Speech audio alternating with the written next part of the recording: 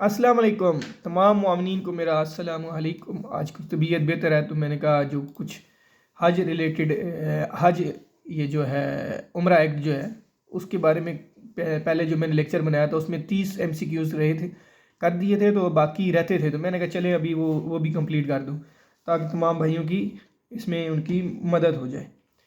तो चले बाकी बातें बाद में होंगी, पहले हम अपने लेक्चर की तरफ चलते हैं। आज का जो पहला हमारा MCQ है वो है what is the purpose of funds as defined in this act.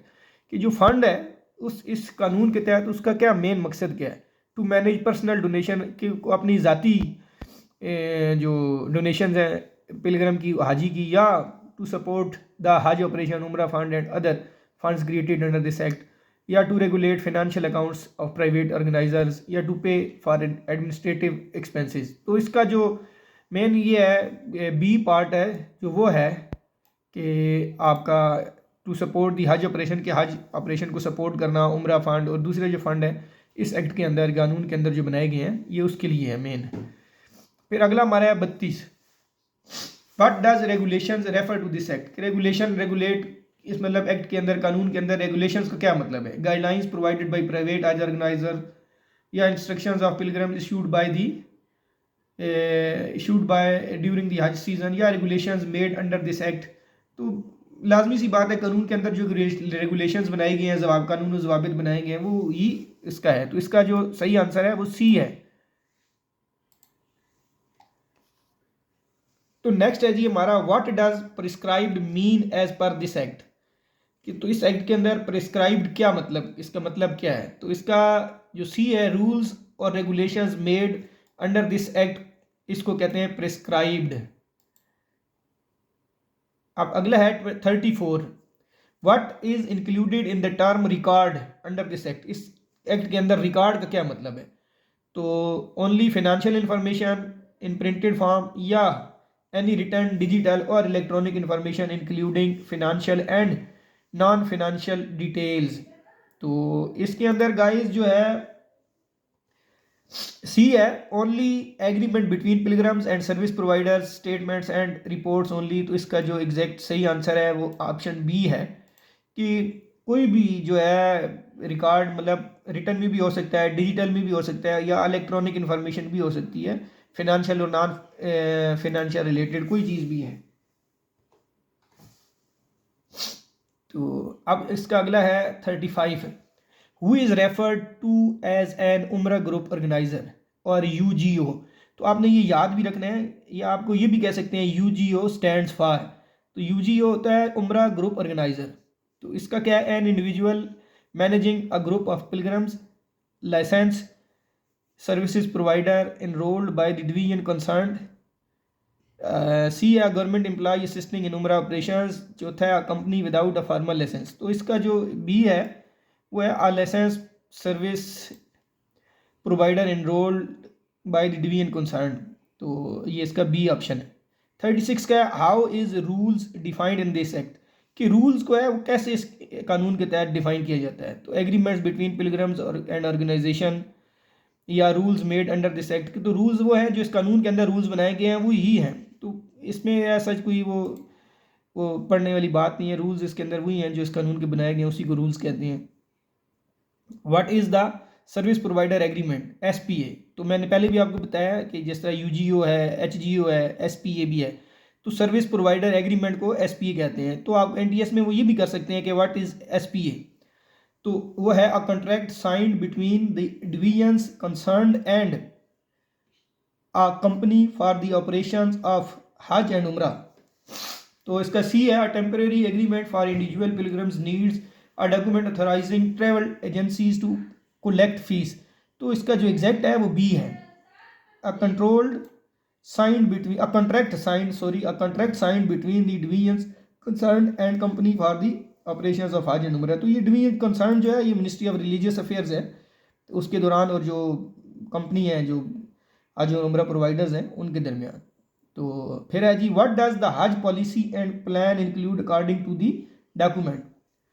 तो इसका है guidelines for selecting pilgrims only, allocation B है इसका, allocation and distribution of Hajj quotas expenses packaging and welfare staff selection. तो ये जो बी है इसके अंदर सारी चीज़ें आती हैं हज पॉलिसी के अंदर। ये नहीं है कि किसी एक क्वार्टर को आपने सिर्फ करना है, तो इसमें हज कोटाज भी होते हैं, एक्सपेंसेस भी होते हैं, पैकेजिंग भी होती है, फिर वेलफेयर स्टाफ जो है वो भी सिलेक्शन होती है, जो आप मोमिनीन जा रहे हैं इसकी भी सिलेक्शन होती है। तो ये सब जो है इसी के अंदर इस्तेमाल किए जाते हैं, हज पॉलिसी के अंदर ये तमाम चीज़ें शामिल होती हैं। अब हमारा आगे आया 39 question, for how long is the policy committee appointed, कि जो पॉलिसी कमेटी है इस रूल के तहत या इस कानून के तहत वो कितने साल के लिए की जाती है, अपॉइंट की जाती है, 1 ईयर, 2 ईयर्स, 3 ईयर्स, 5 ईयर्स। तो इसका जो सही आंसर है वो है 3 ईयर्स। तो इसका 3 साल के लिए जो है ना ये कमेटी अपॉइंट की जाती है। अब इसका 40, who is responsible for signing the services provider agreement SPA। तो ये कौन इसमें होता है, ओनली प्राइवेट ऑर्गेनाइजर होते हैं या डिवीजन कंसर्न, मतलब ministry of religious affairs and inter affair harmony जो है ये है, या इसके साथ जो कंपनी है, तो या सी है pilgrims and there group leaders या ट्रैवल एजेंसीज वर्किंग। तो इसका बी ऑप्शन है वो द डिवीजन्स कंसर्न, मतलब मजहबी अमूर की जो मिनिस्ट्री है वो और जो दूसरी कंपनी है उसके साथ ये इनका आपस में मुआहदा होता है, इसको कहते हैं। फिर है जी 41, what type of information is covered under record in this act. क्यों कह रहे हैं कौन सी इंफॉर्मेशन है, ये पहले भी आया है MCQ के रिकॉर्ड जो है इस एक्ट के अंदर क्या क्या इंफॉर्मेशन उसके अंदर हो सकती है। तो उसके अंदर फिनेंशियल नॉन एग्रीमेंट सिर्फ होते हैं, या डिजिटल इंफॉर्मेशन होती है, या financial and non financial information in return, digital और इलेक्ट्रॉनिक फॉर्म्स, ये पहले भी आया है। तो या वर्बल कमिटमेंट्स बाय ऑर्गेनाइजर्स। तो इसका जो सी है दोस्तों ये इसका राइट आंसर है। इसके अंदर फिनेंशियल जो पैसों का लेन देन और पैसों के अलावा भी जो हमारे एग्रीमेंट होते हैं मिनिस्ट्री के तो वो भी हैं। तो ये सारी एक पैकेज है, पूरे को मिला के ये सारी चीज़ें होती हैं, और इसमें कोई वर्बल नहीं होता है। अब इसमें उन्होंने कहा है वर्बल भी, तो वर्बल नहीं है। फिर है जी 42, who is responsible for preparing the Hajj policy and plan under sub section. तो इसमें तो कोई है ही नहीं कि एक मिनिस्ट्री ऑफ मजहबी अमूर जो है इसके जो सेक्रेटरी साहब हैं वो मिनिस्ट्री जो है वो उसी के अंडर काम करती है, तो वो फिर बना के कैबिनेट को भेजते हैं। तो a policy committee headed by the secretary of the division concern. तो ये मिनिस्ट्री ऑफ रिलीजियस अफेयर के जो सेक्रेटरी हैं ये पॉलिसी पूरी बनाते हैं, फिर वो आगे फेडरल गवर्नमेंट को जाती है। तो नेक्स्ट है हमारा जी 43, how many members as are part of the policy committee for the Hajj. पहले हमने इसमें आपको याद होगा कि हमने कहा कि जो पॉलिसी कमेटी है कितने अरसे के लिए अपॉइंट की जाती है, तो उसमें था कि 3 साल के लिए। अब इसमें कह रहे हैं कि मेंबर्स इसमें कितने हैं। तो ये छोटी छोटी चीज़ें हैं जो हमारे नंबर्स को जो है ना हमें सबको ध्यान में रखना है, ताकि हमारे एक एक नंबर बड़ा कीमती है। तो इसमें आप वो पूछ रहे हैं कि 7 है, 9 है, 11 है या 5 है। तो इसका एग्जैक्ट जो आंसर है, राइट आंसर है वो 9 है। 9 मेंबर अपॉइंट की जाते हैं 3 साल के लिए इस कमेटी के अंदर। तो अब 44 पे चलते हैं दोस्तों। तो what powers does the competent authority have regarding licensing of हज ग्रुप ऑर्गेनाइजर। HGO को मतलब एक कमेटी के पास कितनी अथॉरिटी होती है, ओनली इशूइंग लाइसेंसेज होती है, या ग्रांटिंग, रिन्यूइंग, सस्पेंडिंग और रिसेंडिंग लाइसेंसेज। फिर सी है supervising financial accounts of HGO, फिर नन ऑफ द अबव। तो इसमें जो है ना ये सारा है, वो नए लाइसेंस भी इशू करते हैं, वो पुराने को रिन्यू भी करते हैं, सस्पेंड भी करते हैं। तो बी जो है इसका सही आंसर है। फिर है 45, तो who approves the Hajj policy and plan, the secretary of the division, the policy committee, the federal government. तो दोस्तों जो हज पॉलिसी होती है ये बनाई जाती है इस कमेटी के अंडर। इसको हेड कौन करता है, फेडरल सेक्रेटरी, जो मिनिस्ट्री का जो सेक्रेटरी साहब होते हैं वो करते हैं, और फिर इसको ये अप्रूवल के लिए जाती है कैबिनेट में। तो वहाँ अप्रूवल होती है, तो मतलब फेडरल गवर्नमेंट जो है ना इसको करती है, अप्रूव करती है हज पॉलिसी को और प्लान को पूरे को। तो अंडर अगर 46 है, under what framework does the division managing Hajj affairs as per section 4 as an independent operator under the government Hajj scheme through. दूसरा है थ्रू प्राइवेट ऑर्गेनाइजर्स ओनली। तीसरा है by coordinating with international agencies. D है exclusively through local service providers. तो इसका पहला है as an independent operator under the government Hajj scheme. तो ये पहला है इसका। तो ये छोटी छोटी चीज़ें आपको बड़ा ध्यान में रखनी होंगी। NTS वाले जो है ना घुमा घुमा के आपको एक क्वेश्चन के ना वो मतलब 10 क्वेश्चन निकाल सकते हैं। तो इसलिए खुद भी तैयारी करें, सिर्फ मेरी तैयारी पे या एमसीक्यूज पे ना बैठें, आप खुद भी पढ़ें इस पूरे एग्रीमेंट को, ताकि आपको कोई अगर मेरे से मिस कर गई ये चीज़ तो आपके जहन में क्लिक कर सकती है।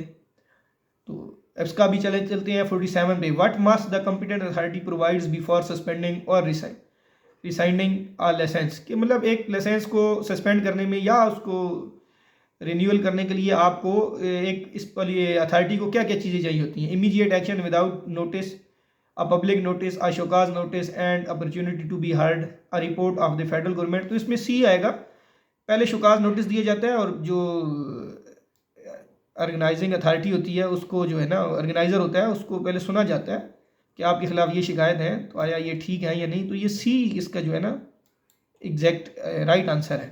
शुकाज नोटिस वैसे भी आप सरकारी मुलाजिम में आपको पता है सबसे पहले शुकाज ही दिया जाता है। फिर 48 है, what is required from Hajj group organisers HGO before discontinuing transferring management और चेंजिंग एड्रेस, कि HGO को अगर अपना एड्रेस चेंज करना है तो उसको उसके लिए क्या चाहिए होगा, मतलब चेंज करना है या वो ख़त्म करना चाह रही है एग्रीमेंट।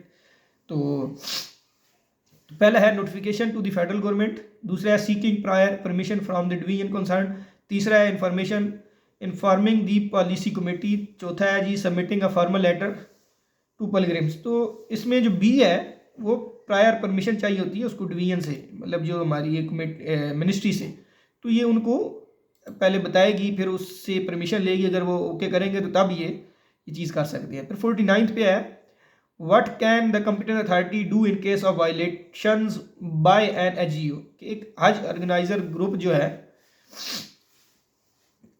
वो उसको कॉम्पिटेंट अथॉरिटी जो है वो क्या कर सकती है अगर वो वायलेशन उसकी पर पाई गई है कि वाकई वो वायलेट कर रहा है किसी भी रूल्स को, तो उसको इम्पोजिंग ओनली फाइन्स, कि उसके ऊपर सिर्फ आप जुर्माने कर सकते हैं। फॉरफिट द एंटायर और पार्ट ऑफ बैंकिंग गारंटी, कि उसकी पूरी जो बैंकिंग गारंटी है वो या उसकी कुछ अमाउंट जो है ना वो आप ले सकते हैं।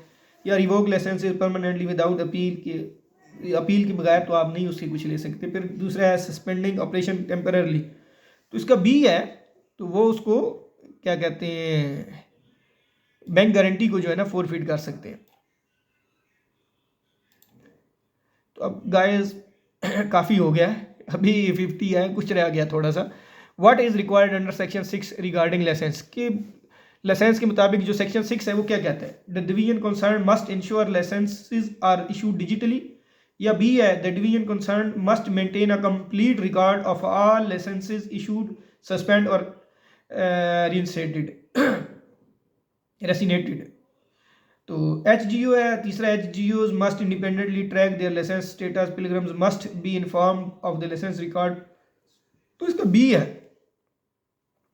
मेरी भी बस हो गई है बिल्कुल, मेरा फ्लू की वजह से जो है ना गला भी बड़ा ख़राब हुआ है और आवाज़ भी बड़ी अजीब अजीब सी हो रही है, बीच में आपको जो है ना आवाज़ें भी बड़ी अजीब अजीब आ रही होंगी।